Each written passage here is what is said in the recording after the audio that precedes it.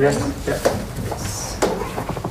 Plastics are better than any other material, whether that is the lightweighting of vehicles, the next generation of mobility, the energy-efficient homes that we all deserve, particularly at a time of high inflation.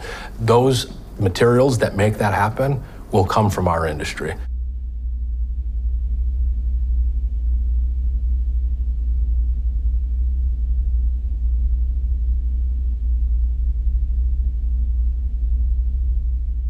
And when we think about, doing things like stopping hunger across the world, preserving food, plastic packaging will play a really critical role in doing that.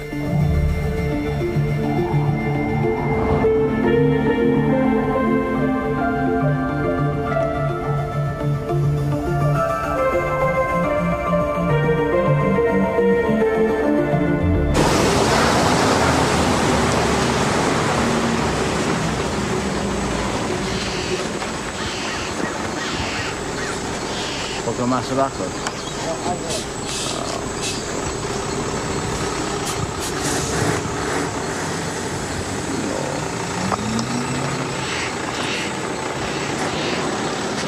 That's gonna happen.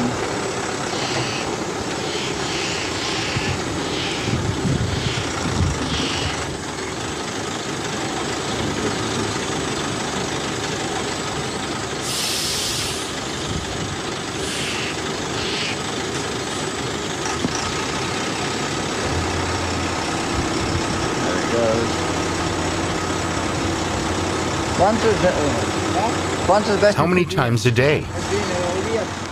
3 or 4 times.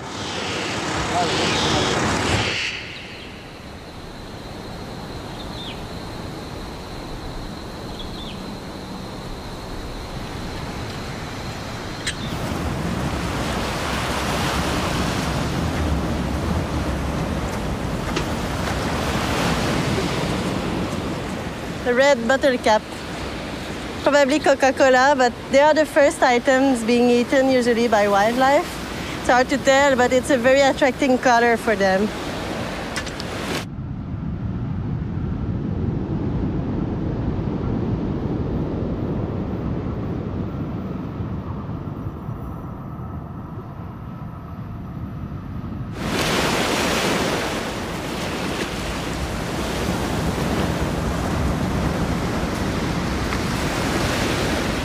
Another new piece. They are everywhere. I cannot stop myself. You can see very clearly the mark of the teeth of an animal. Something in the ocean thought this might be food and started eating it. And then eventually, if their stomach gets full of it, then they starve to death. Then their body decomposes in the ocean, but not the plastic. So the plastic becomes, again, available for other animals to eat it, which is really sad. About 40% of the plastic produced is single-use plastic items.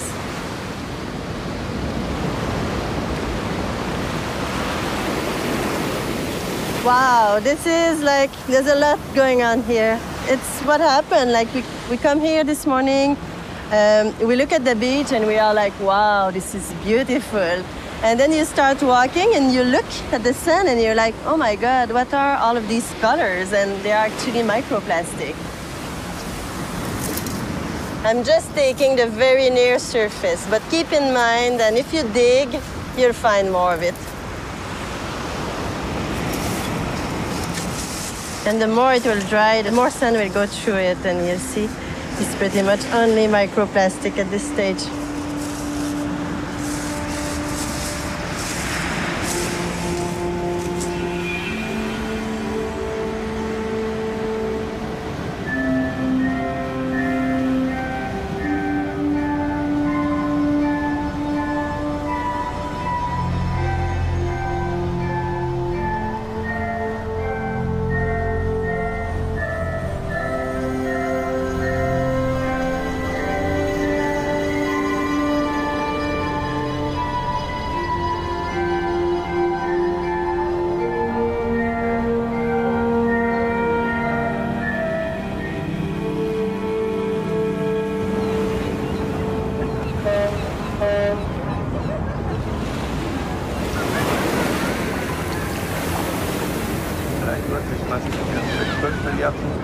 12 Milliarden Masken entsprechen etwa 7% der gesamten Hausmüllmenge.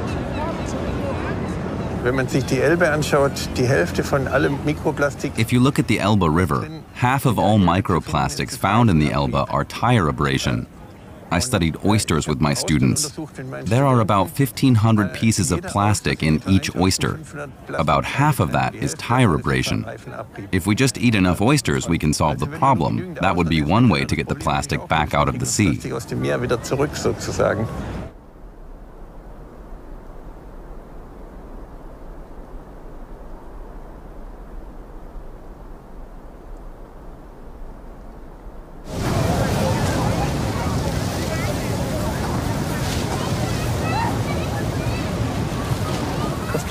The rubber also contains plasticizers, for example. Yes, around 470 chemicals are used in tires. I published a study in 1982 showing that PVC plasticizers cause infertility, and now they're being banned in children's toys. The fertility of your generation has halved compared to my generation. Some people make the profits and others pay the costs. The profits go to private individuals and the general public bears the risk.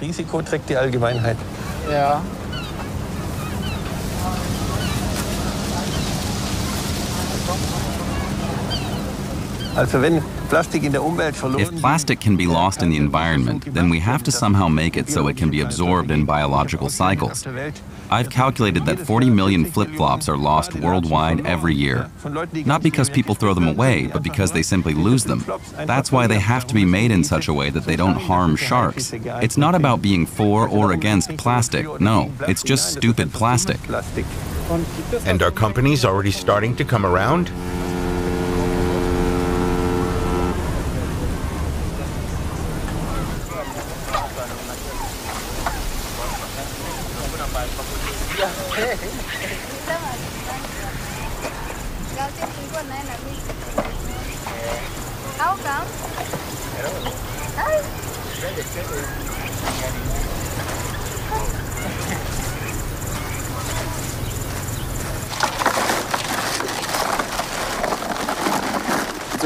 These industries are using very beautiful language, tell you about the projects they are doing to ensure that environment is clean, there is recycling and all that. So these companies, mostly plastic companies, petrochemical companies, are very good at it, the greenwashing. PR, it's just PR, saying we are very sustainable. We are a sustainable company. You know, our plastic bottles are 100% recyclable. You know? Yeah. In actual sense, only 9% of plastics are recycled across the world, right? Yeah. Exactly. Yeah, so really... And of course, there is the issue of circular economy still being a buzzword, and I think that being it's people need to know these things.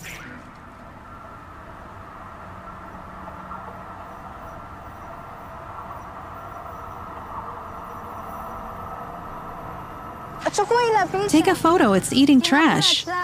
It's eating trash? Yes. Where? Ah, yes, it's plastic. Don't get too close.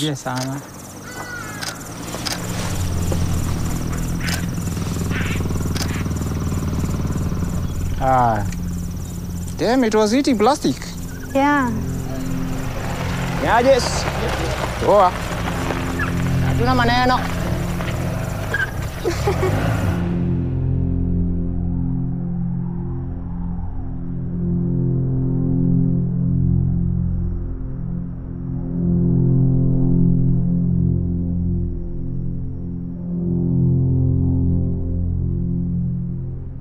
The Frankfurter Allgemeine Zeitung says I'm the chief lobbyist for plastic makers, and that's my role. It doesn't sound very nice, but I'm able to become part of the broader discussion. When I go to Nabu, people listen to me, and that's great, or that they even welcome me there in the first place. But conversely, I'm also aware that we are in an incredibly well-paid industry. Some of my members are top-earning DAX companies. The whole thing is financed with billions of dollars.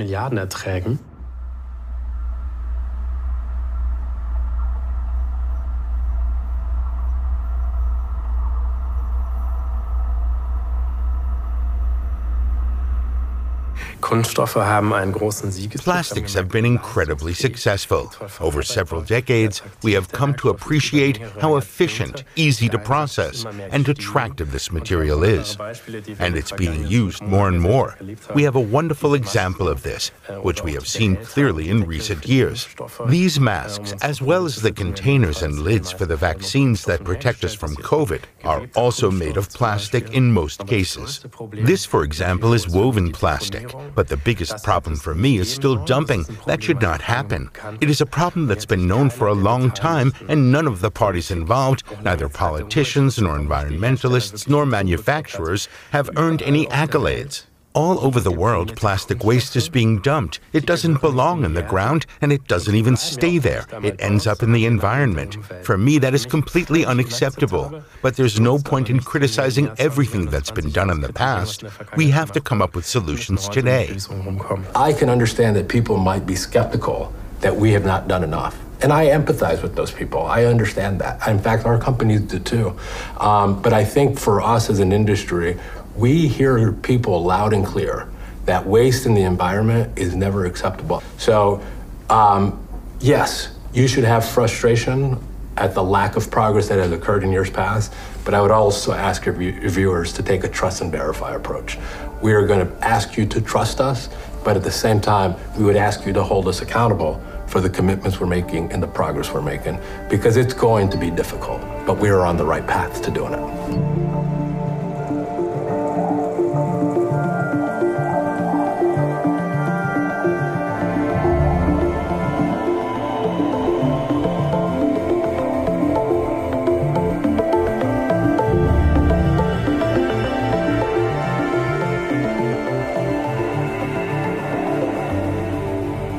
Plastics are pitched as this product that comes from nowhere and goes to nowhere.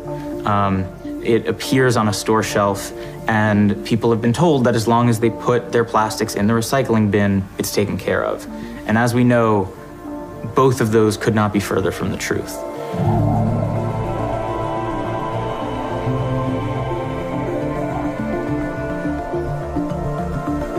I'll see you on the other one. All right, talk in a sec. Okay, bye.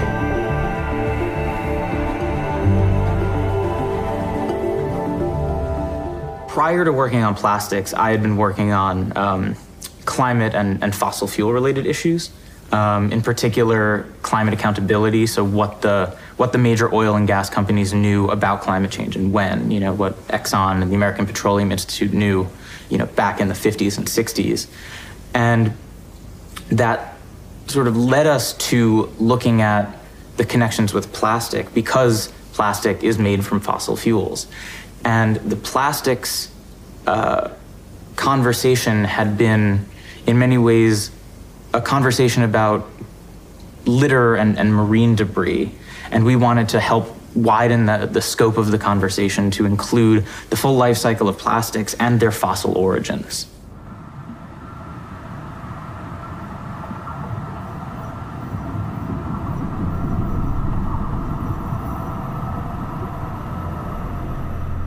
By the time you have a piece of plastic, you've had to go through an oil well and all of the fuel consumption and methane emissions and venting and flaring that comes with that. You have to go through an extremely heat and power intense process to crack those molecules to make them suitable for plastic and then string them together.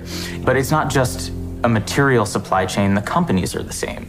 It was something I knew generally, but looking at the specific connections, the fact that some of the major oil companies are the largest producers of plastic in the world, and the role that plastic plays in their corporate structure was a surprise to me.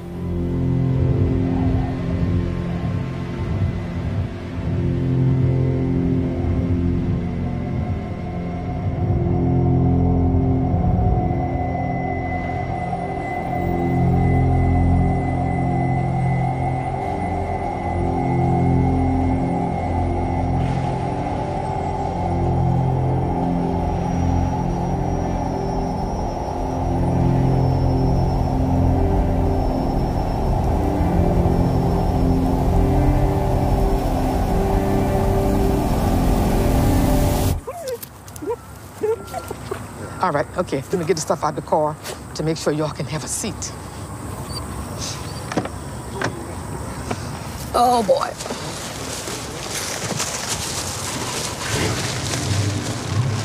I want to take this out of your way. Put this in the back.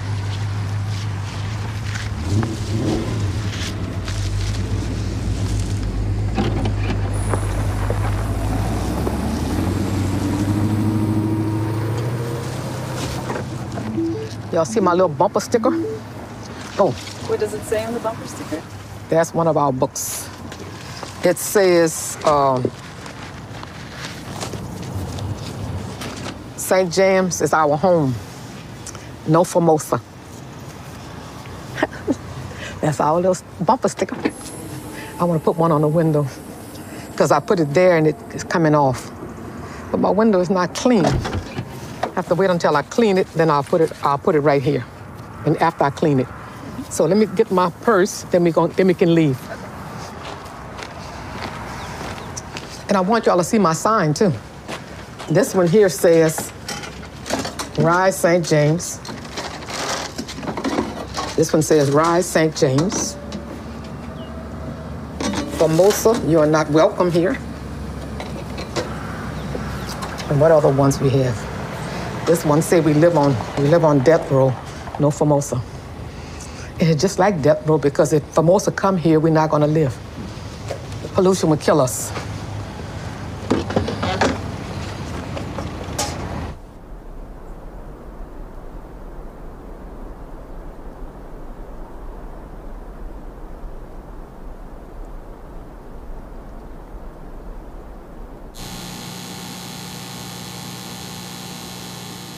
So this is where I work, right here.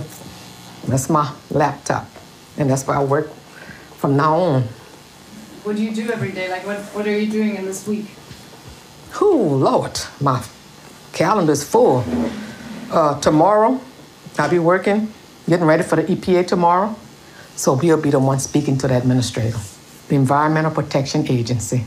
And we are so excited to see him come here to our little hometown of St. James. They have some real power, right? They have a lot of power. They can stop Formosa right now. They can stop it right now. Our parish council could stop it right now, but they don't want to stop it. Why? I don't know. But I have an idea.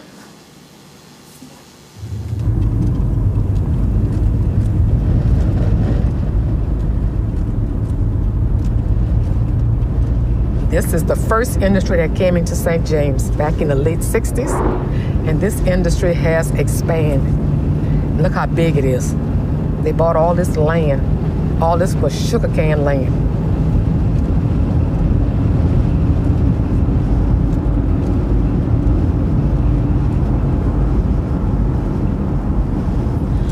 This right here is the entrance to the property where Formosa want to be built. So what are they producing? Plastic forks, plastic plates, plastic bags. So they make the chemicals that's going to be used to make the plastics. That's what they're going to do.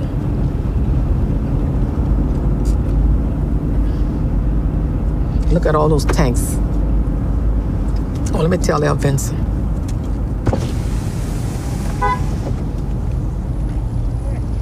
How you doing? Good, that's good. Been doing good, been doing good. Tomorrow we have a meeting at Freetown Hall at 4:30. Okay. You think you can come? Yeah. I sent the message in the group text. Okay. And I also sent it to Carolyn. Okay, well, yeah. So if you can come. Yeah, I ain't gonna be too far right here. Yeah, well, we're gonna see you tomorrow, we hope. Okay, then, yeah. All right, so okay, let's see. Take care, man. All right, okay. Bye-bye. Bye-bye.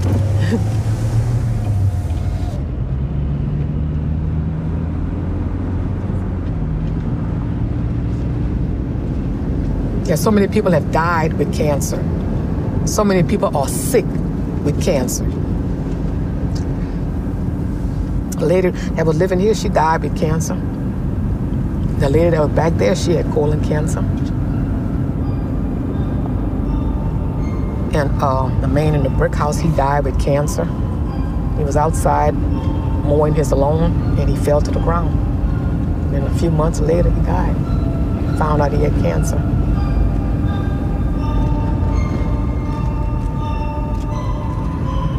When I see those tanks coming up, I would get angry inside. Once they get in here, they want to expand.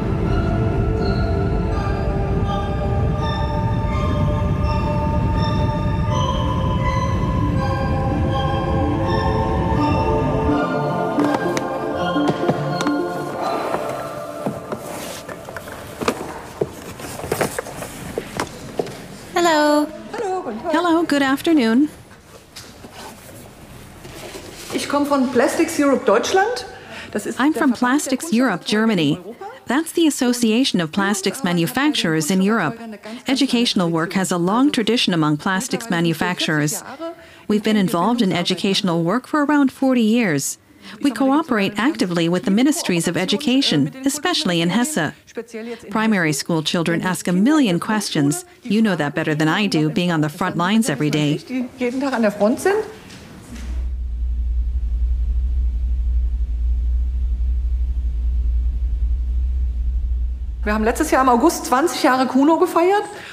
Last August, we celebrated 20 years of Kuno. And in those 20 years, we have distributed around 16,000 kits throughout Germany. Just in Germany. Children are surrounded by plastic, but what they know about it is mostly limited to the fact that it's plastic. We want to use these experiments to show how versatile this material is, and at the same time, encourage experimentation. I don't want to shift blame onto consumers, but as consumers, we have a very powerful tool at our disposal in the form of demand. This is also true for the much criticized to-go packaging. This is changing. It must be recyclable and reusable. That's great. Nevertheless, we also have to ask ourselves whether we want to constantly consume food on the go. Many people don't have the time or the opportunity to stop at home or to go to a restaurant and eat. I understand that, but I also often think it's a lazy way of thinking. There are many of these small sins. It's a small piece of packaging. It's one small purchase, and it only takes a few minutes of my time. But I can bring my reusable cup and don't necessarily have to buy a bottle. Even if it's completely recycled, it still requires energy. And this crucial debate is incredibly important for each and every one of us.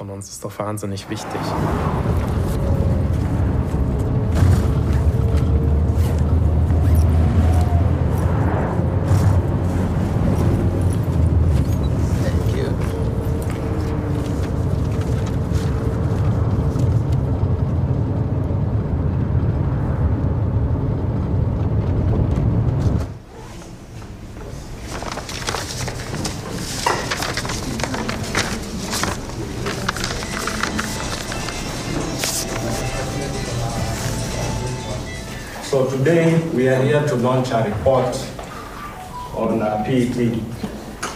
We went around the country to collect plastic bottles. You can see we audited 12,000 bottles, and we found in total 428 brands. You know, the numbers don't lie. There they are. Coca-Cola with about 41%, then followed by Quencher, Afia, and Azam. You're not literally taking this is Coca-Cola, you put aside, you take Afia, you put aside, and we were counting them separately. And we just realized, actually, this country, we are not going the right way when we look at the bottles on the ground. Yes, as a waste generator, I'm responsible somehow. But why should I be forced to buy items in plastics day in and day out?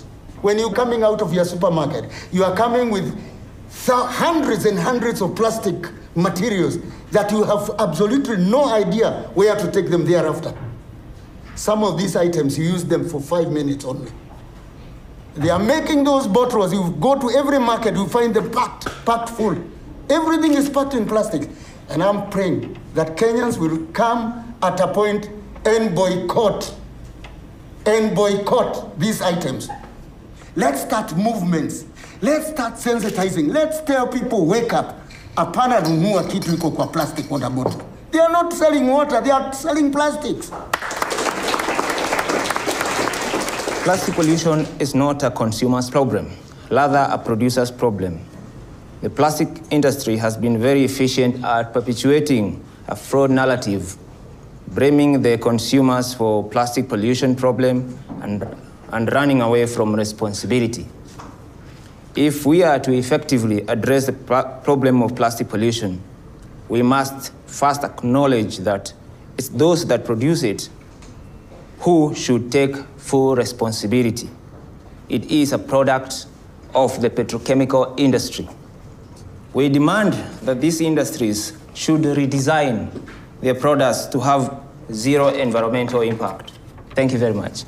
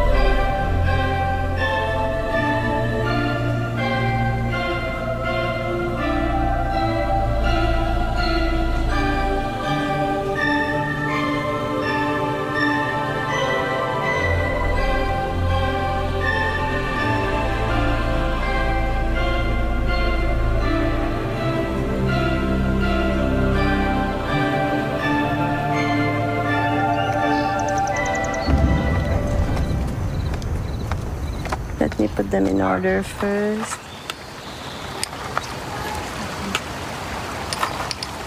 This is as small as we can get, even smaller than dust. It's the pico and nano size, which is super tiny.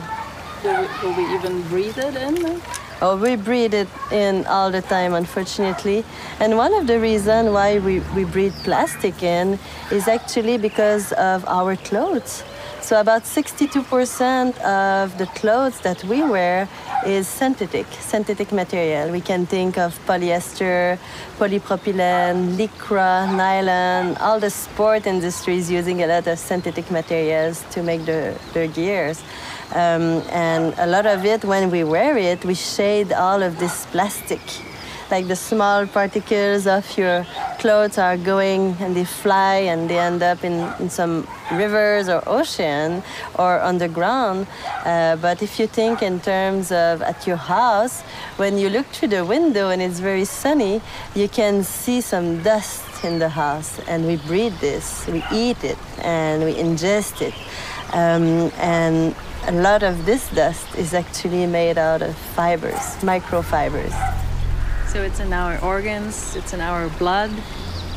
Everywhere. Yeah, everywhere. We just don't know the extent of the issue now. Does it give us cancer? What does it do to our body? What does it do to our body?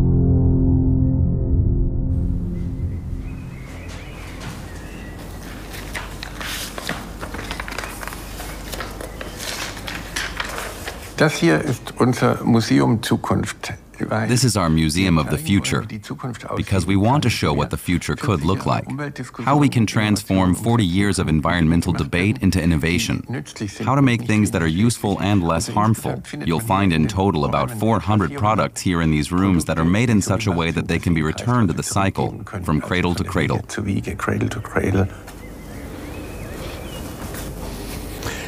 These shoes are the first shoes that are perfectly compostable. All materials can be designed to be compostable, meaning they can be thrown onto the compost heap. This is particularly important for the soles, because soles wear down and release microplastics into the oceans. On average, humans release around 110 grams of microplastics through shoe abrasion every year. These shoes are designed so that I don't have to avoid putting the rubber to the road at a pedestrian crossing, because all the material that wears off can be returned to biological systems. Whereas normal shoes, some of which are made of PVC, produce really dangerous microplastics that cannot enter the biological cycle and end up in the sea. But this is important because microplastics accumulate in the environment and also in our bodies, and the levels we have in our brains lead to behavioral changes. In other words, mental illness. It's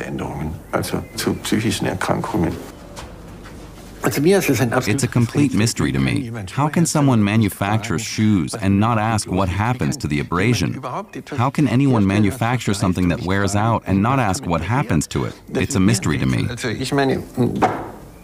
What would the perfect microplastic be like? One that doesn't harm us? Actually, everyone knows what perfect microplastics are. They're simply surgical sutures, for example, that dissolve in the body. I don't go in and operate to remove them. Instead, they're designed to biodegrade in the body. That's how microplastics should be designed.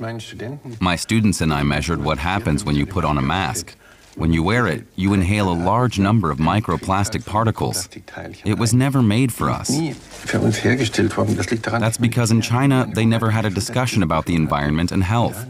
And then we developed masks that are perfectly biodegradable. They're made of cellulose fiber, which is also good for skin contact. And the elastic bands are also entirely biodegradable.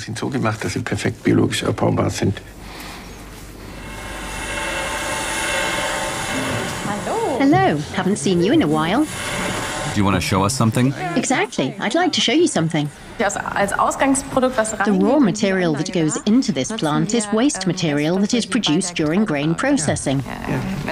This includes waste from starch production and waste from beer production, for example.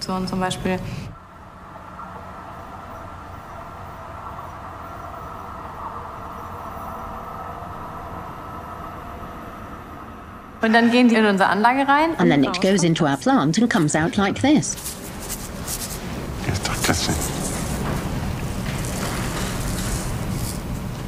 Das war so der Status vor 2 Jahren. This is what it looked like 2 years ago. And what we now have is this in terms of film quality. It's extruded thermoplastic. We started researching this area 3 or 4 years ago. We had no resources, or only very limited resources, and an extruder was, of course, out of the question. Then we thought about how we could simulate it. We bought a fruit press for €20 and put heating wires around it, and it worked. We also have to scale up very, very quickly, because in the end, it's the price that counts. We really want to make a difference.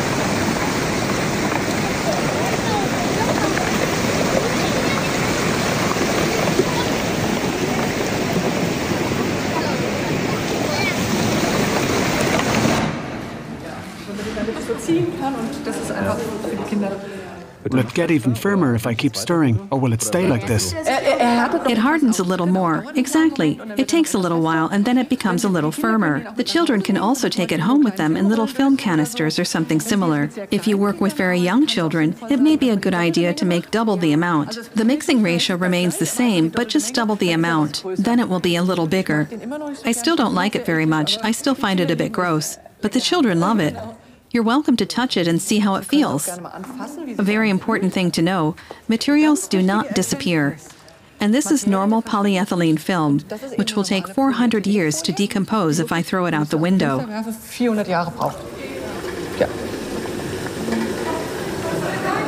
But it really did vigorously boil for 20 minutes. That's really important. That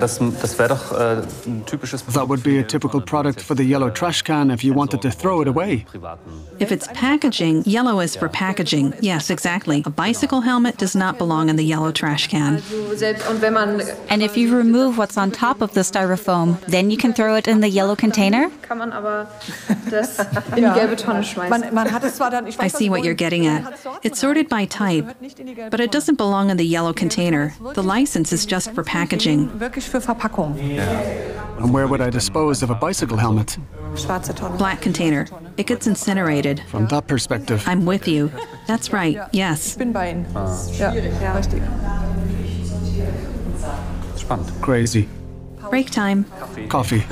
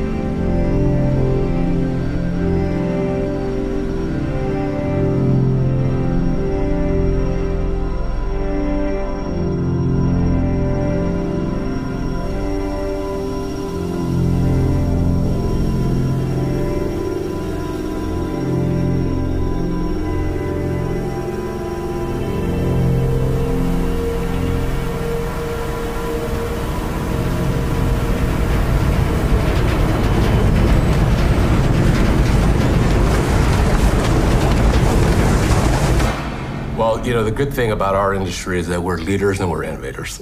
In fact, years ago, before anybody was talking about a circular economy, our industry was the first one to step up and make those circularity commitments. We said by 2030, all plastic packaging should include at least 30% recycled plastic content. Somebody might tell you, well, 30% recycled content in all plastic packaging isn't really that much. Like, we're in the single digits today.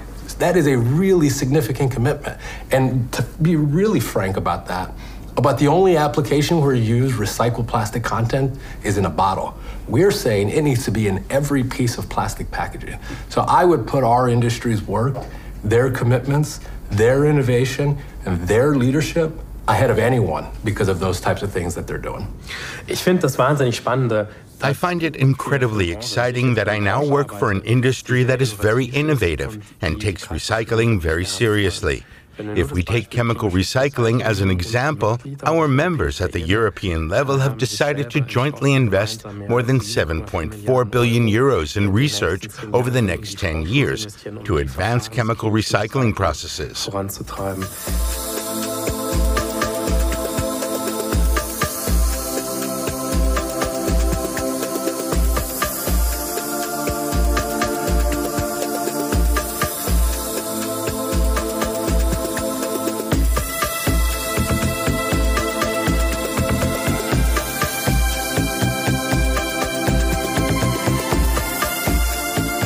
Advanced recycling, also known as chemical recycling in Europe, is a suite of innovative technologies, everything from pyrolysis to gasification, that really what they do is they take really difficult to recycle plastics.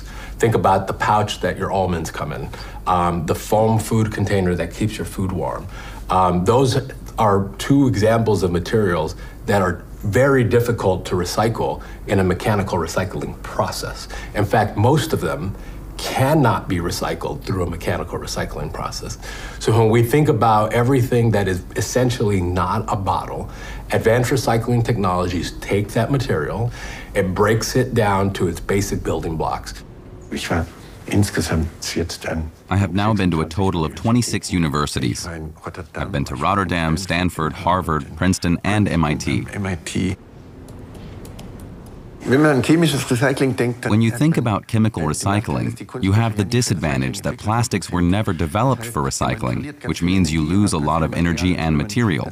If you want to depolymerize PET, you need a large amount of energy and you lose about a third of the plastic in the process, in the recycling itself. It's not actually chemical recycling, that's just an alibi. It's another way of deferring the problem for the future.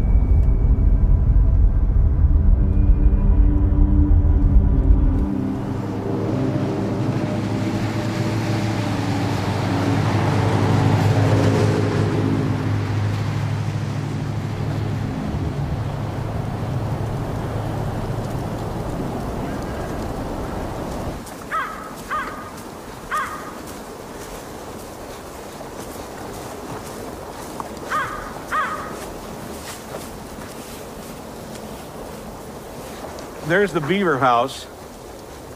We don't think any beavers are living in there now, but they're clearly still around because this, you see all of these twigs and branches and all that have been used up. That's a new, they've restored that bank, which got kind of washed away by a storm earlier this year, so anyway. Pretty different from Washington, D.C., right? It's a lot different than Washington, D.C. We enjoy our trips back to Washington, but this is where we want to live and enjoy living, and puts me in touch with nature. So, yeah.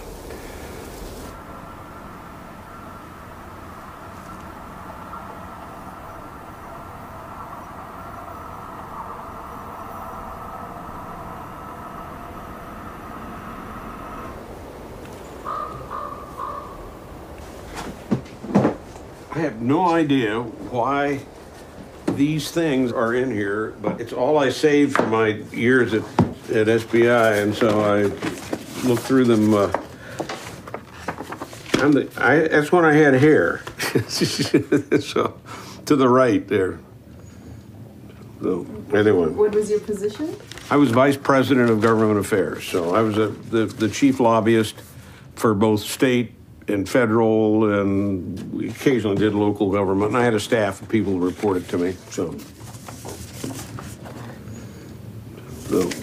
by the time I joined the plastics industry in the very late 1970s and then into the 1980s, the issue of plastics and waste became prominent, I want to say 83, 84, 85, somewhere in that time frame, mid-80s. And it first reared its head when legislation was introduced in some state legislatures seeking to restrict plastics from being put in landfills. The people who became the most concerned early on were the chemical companies in the late 1980s, because they saw this as this issue as short-term and long-term damaging their bottom lines. What did they come up with? What sort of strategy? Well, there was an interesting debate, and I can't relate specific meetings or anything, but initially there was a school of thought that, well, we should enhance the recycling. But candidly, there were people in the industry at that time who had a different point of view. They said, well, that's going to take a lot of work and effort, and they doubted the success of recycling.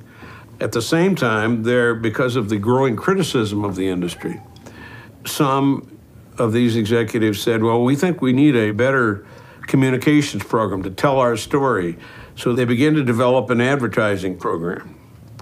And that became a major initiative for this group. And it was television advertising, ballyhooing the wonderful values of plastics. But you're on camera, sweetheart. Okay. Presenting the possibilities of plastics. Plastics help save you from dents and broken bones. It helped protect my patella.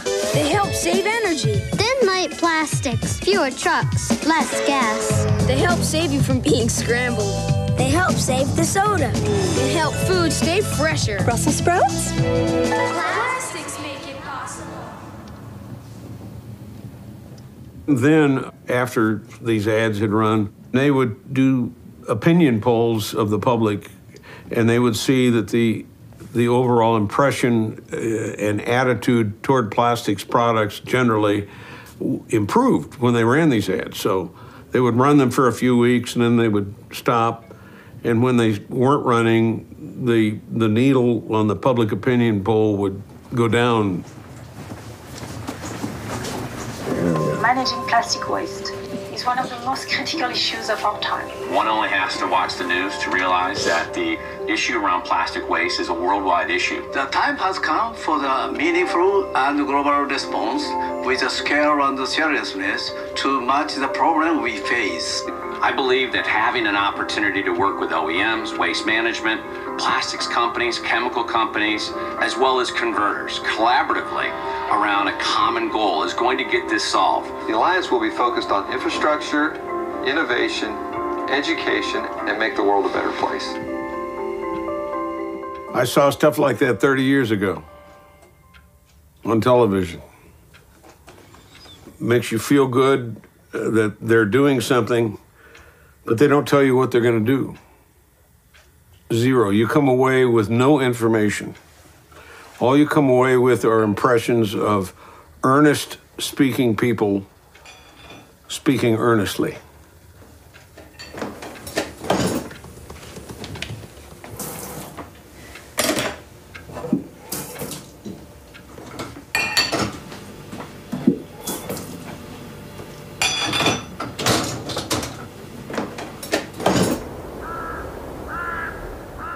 So my opinion hasn't changed in 30 years on that.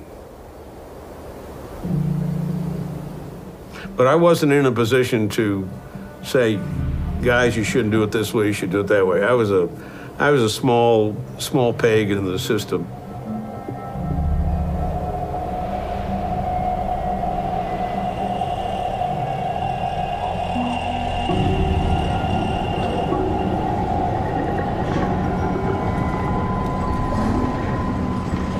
We started noticing just news of more plastic production in the, let's say, 2016, 2017 range, time period.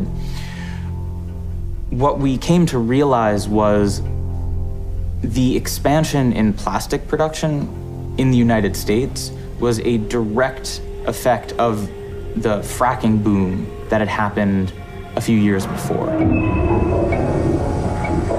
St.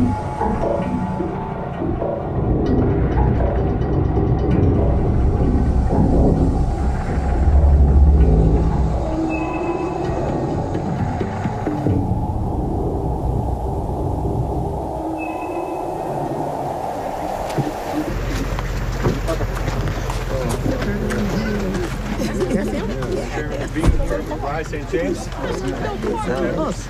Yep, Sharon. Hey, how you doing, boys? Nice to meet you. You're so young. Golly. You're a little older than you old as my son. Rick, how's your son? 40-something. Well, okay. Oh, yes. I'll say I'm 40-something. Oh, okay, boy. It's nice to meet you. It's a pleasure to and meet you. I'm glad you come out here to see us. Oh, absolutely. Of all the people in the world, you come to Liberal St. James. All right, this is Reverend Harry Joseph. Pleasure to meet you as well. That's Shamara. Kid Hunter died because of all these emissions. Geraldine died because of all these emissions. Wow. How many more people have to die in Berkeley? And is this cancer? Or they call it Cancer Alley. Yes, ma'am. Kid died of respiratory problems. Yes, ma'am. And it's just so much that I can tell you. These houses, this one here. These houses were here first. Yes, everything was here first. And then the industry come in. And our politicians, our governor, allow it to come in. They don't consider the people. They don't consider us as people. They just bring them on in here because of money, because of greed. We need your help so we can live. Yes. We want to live. We want to stay in our hometown. This industry is not home to them. This is home to us. Yeah. They got another plant that's going to be coming up here called Argonne. Oh. And the parish just passed. Really? It was year before last, they passed that they put up 26 more tanks. Yes. So now they're going to start putting up the 26 tanks. This is a new permit? Yes. Yeah, and they did it 2 years ago. But they're just not getting any action with it. Because they violated the Clean Air Act, they violated the Clean Water Act, and also the wetlands. We are not going to stand back and let another industry come here and destroy us and give us more cancer and have our relatives sick and dying. We are not going to take any more. Am I right? Yes. Thank you. So here you see a picture of all these industries that you can see. And then you can see the makeup of how the East and the West Bank look. The West Bank, of course, is where we are now. You have more African Americans. Compared to the other side, we have our friends, who have less industry than what we have. So here you see a red picture of Formosa, who wants to come in as well along the River Road. So as you can see, the colored area here, that's us. On the other side is the East Bank. As you can see, there isn't any plants there at all. Okay, we have to limit our time to 3 minutes. We want to hear from Ophelia Williams. I'm 70 years old. Thank you, Lord Jesus, for allowing me these years. And used to be able to wake up in the morning and take a deep breath and, wow, man, it feels good. Able to smell the fig trees. Able to know, well, hey, the pecans are about to bloom. Able at night to look up in the sky and see the stars, see the lightning bugs. Whatever happened to those things? We have done too much. Perhaps we didn't realize what we were doing when we said, yeah, come on down. Give us 20 jobs. Why? Because they're going to hire 20 people and give them a salary of $60,000, $50,000 a year. Oh, man, wow. My son, my daughter, they're going to get a good job. But then we look 30 years later, 50 years later, Uncle So-So died. Aunt Jan's died. So all I'm gonna say, think about it.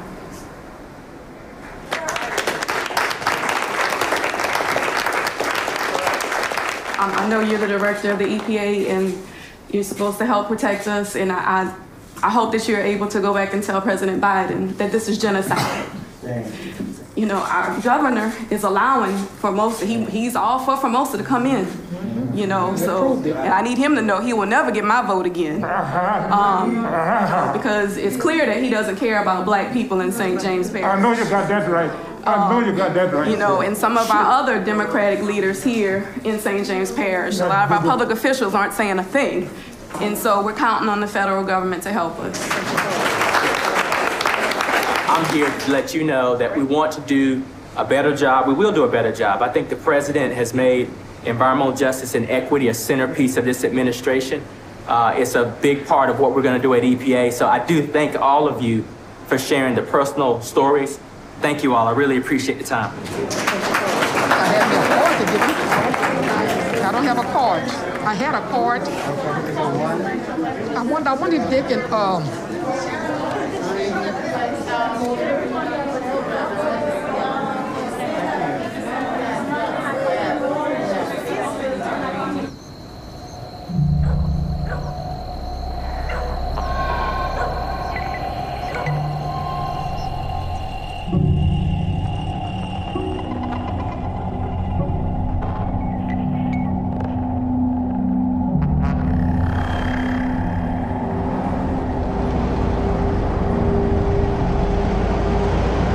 Plastics are the growth strategy for the oil and gas industry in the 21st century.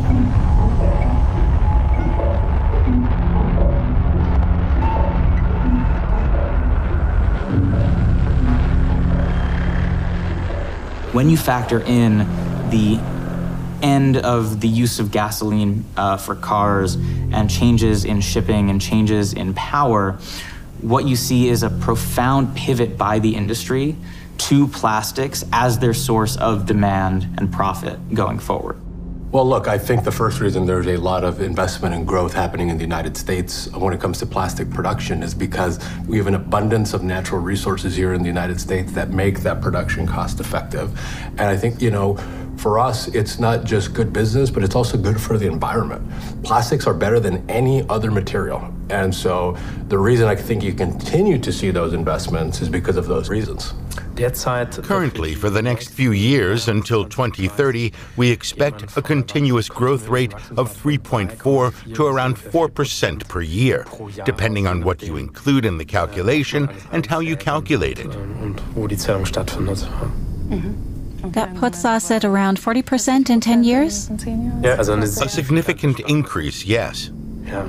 The World Economic Forum, the International Energy Agency, and observers more or less expect between a 3.5% and 4% annual growth rate from now through 2050 for plastics. What that means is growth by almost half between now and the end of this decade, and nearly tripling by 2050. That is an enormous, enormous growth in the overall production of plastic when we're already seeing a crisis.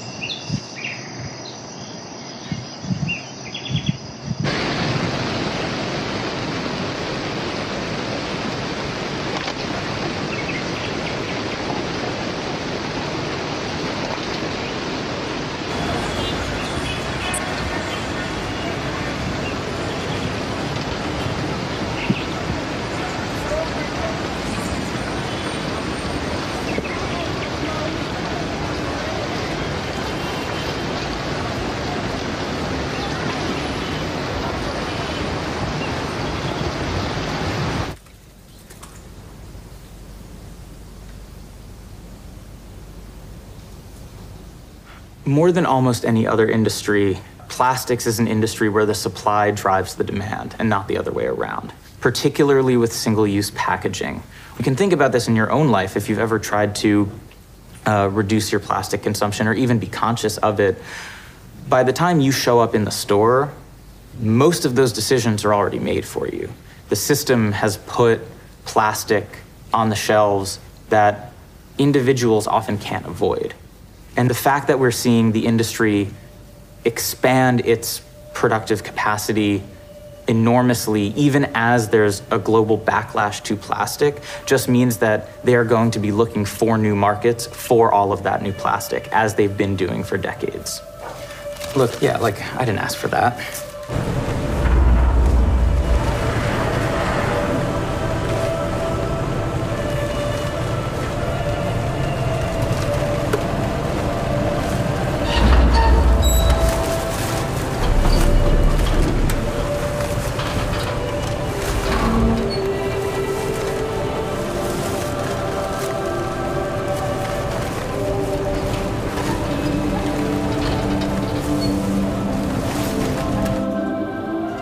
I would ask, what is the alternative?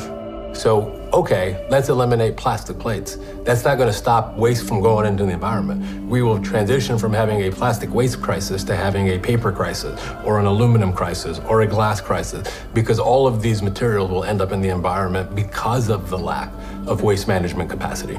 We are living in a time now when we as humanity are realizing that we're destroying the basis of our existence, whether it be production, raw material extraction, processing, or even as citizens with our own consumption. If we continue as we have been, in a few years we will destroy the basis of life for ourselves and for future generations. And that is not acceptable. Nobody wants that. I'm counting on and strongly hoping for humanity's instinct for self-preservation.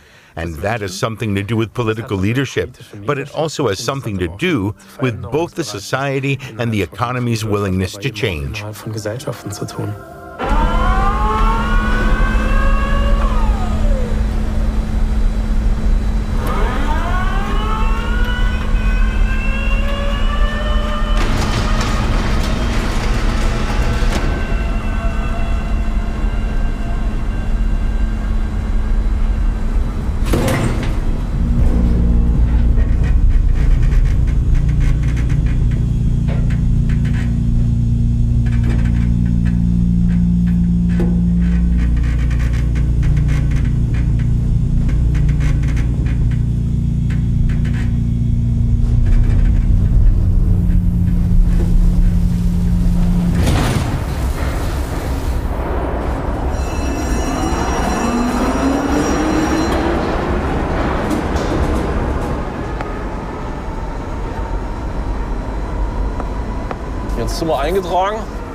Now we've registered, so everyone knows who is visiting the mine. So.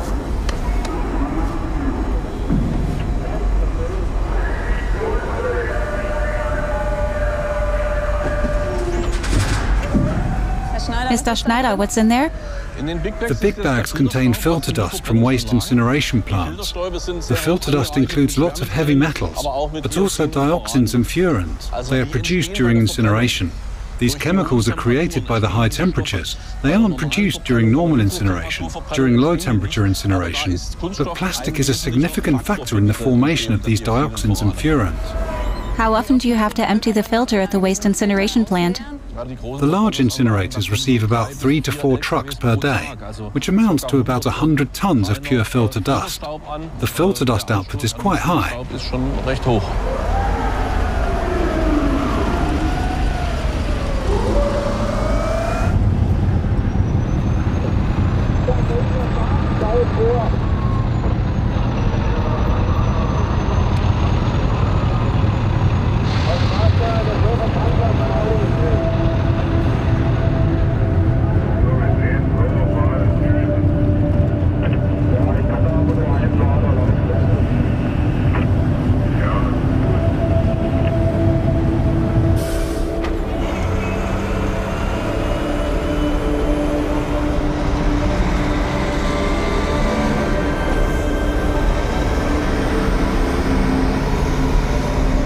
We are now at the storage location. The big bags are always stacked on top of each other until the cavity is as full as possible.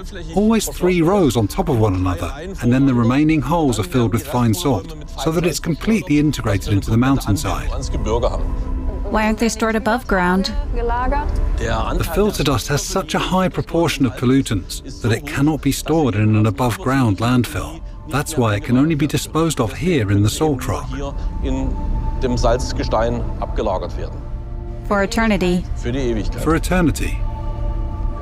Do you have enough space to store the trash for the next few years here? Yes, we only have certain excavated areas for backfilling, but the dimensions are so big that we will be able to continue backfilling here for several years.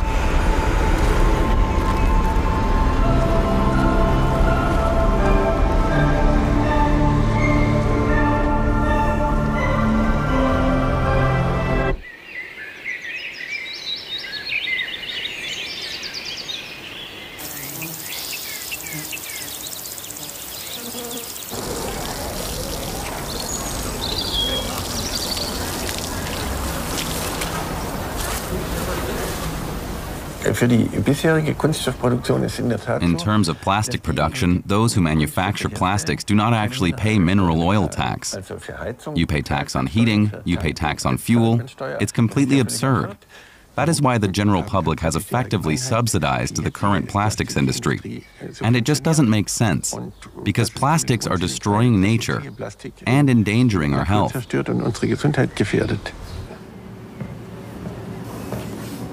Haben wir aktuell als Kunststoff genau. Kann interessant sein. Klasse.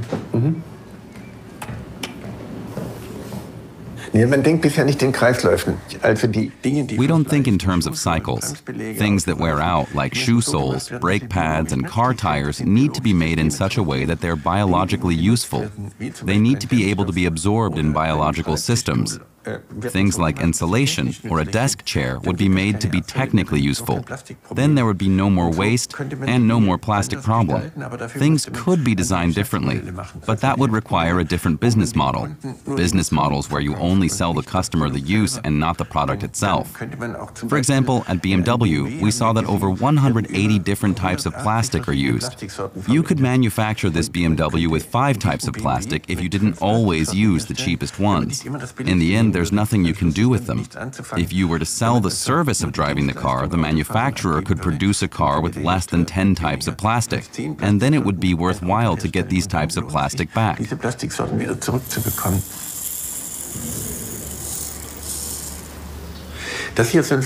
These, for example, are polysulfones.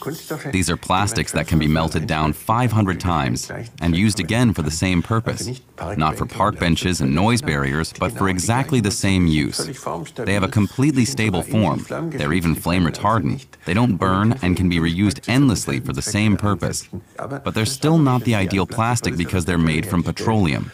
And the ideal plastic would be made from carbon dioxide in the atmosphere. We have to get that back. Is it technically possible? Can plastic be made from carbon dioxide? Yes, you can separate carbon dioxide from the Earth's atmosphere. You can either freeze it out, filter it out, or absorb it onto surfaces and desorb it again. You can use it to make polycarbonates, for example. These are the plastics we are familiar with, for example, in car brake lights or headlight covers. That's polycarbonate. A completely transparent, wonderful plastic. But today's plastics are always compromises between being as inexpensive as possible and functioning well. And these compromises always come at the expense of the environment.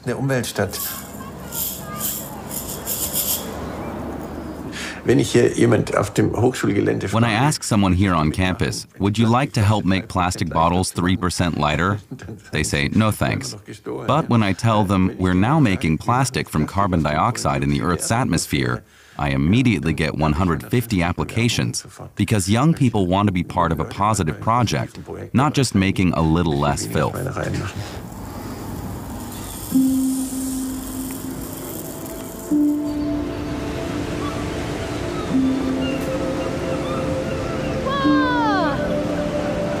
Oh my God. HDPE, Tupperware. Dépose-le doucement. Ouais. Oh, this is big. It's full of biology. There's a huge biofilm on this. Wow. It's a little big for you. It's a little big. Can you hold it? Ah! No.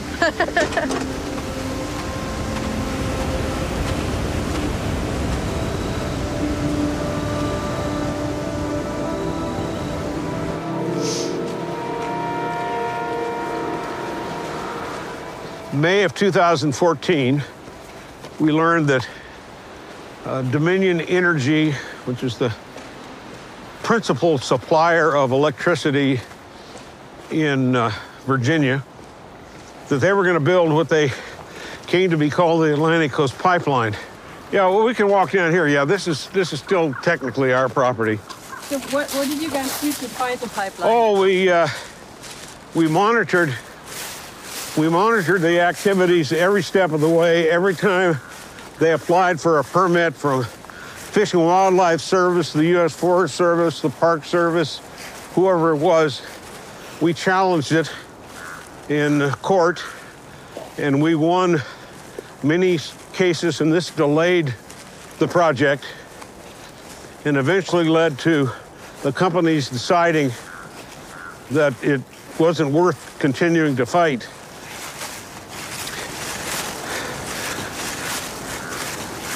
Is it ironic that you used to sort of work as a lobbyist in the oil or plastics industry? Well, yeah, it probably is ironic.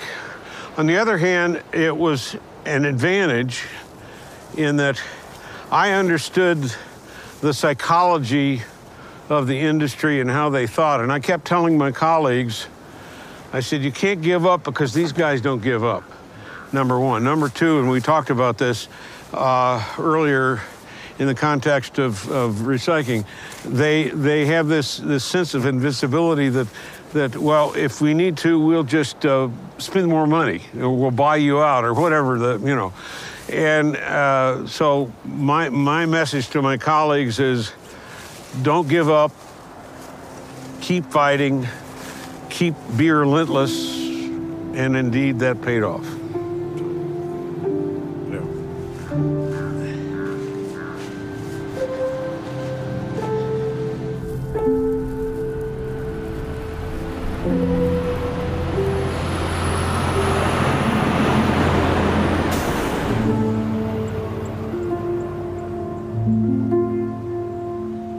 According to the Louisiana Tumor Registry, the age-adjusted cancer rate for any area, Census Tract 405 in St. James Parish, that's us, is 20% higher than the Louisiana rate. It's higher over here. The Louisiana rate is already high compared to the U.S. average. Isn't that something? So I'm gonna save that paper so I can use that against whoever. All right, we can go, you all. All right.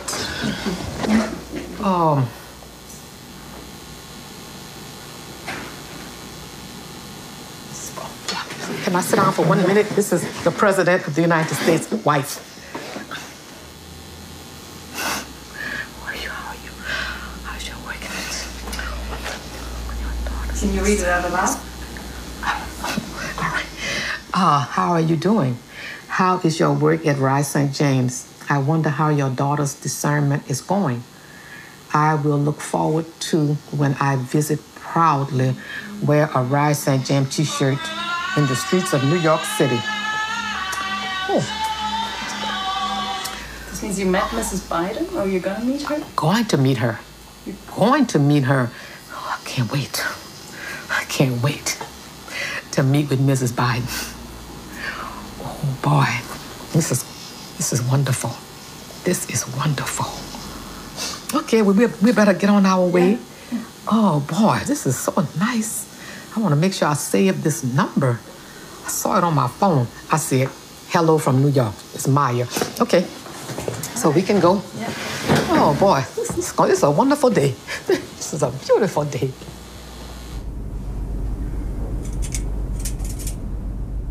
Well, I'm taking a beautiful look at the United States Capitol through the window.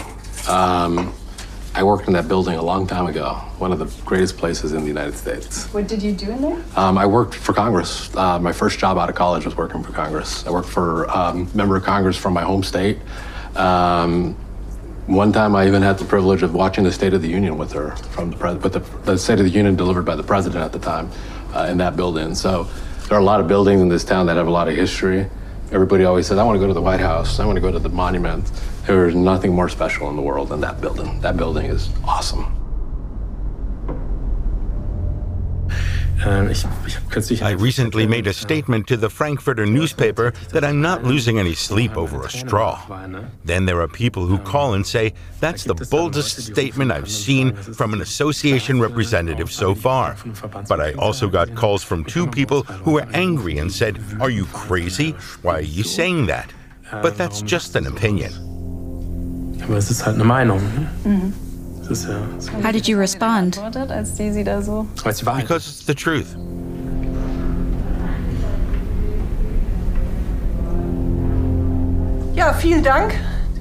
Yes, thank you very much for your kind words. I'm here at the Plastics Europe office in Frankfurt. I am the woman responsible for everything related to education. I am the education manager. And education has a very long tradition in our association, dating back almost 40 years. We've always been working on ways to bring young people a bit closer to the natural sciences. Den jungen Leuten ein Stück weit näher bringen können.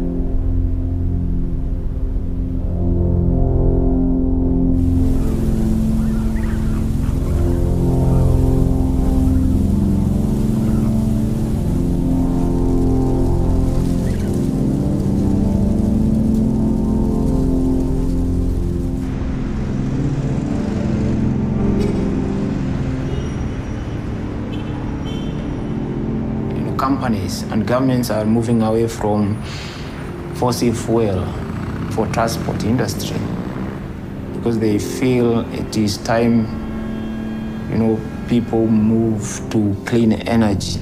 But these plastic industries now are making more plastic from oil, to make more profit. So it's really, really frustrating when you're fighting something, but others are really trying to increase the plastics that you're really trying to avoid or to reduce in the environment.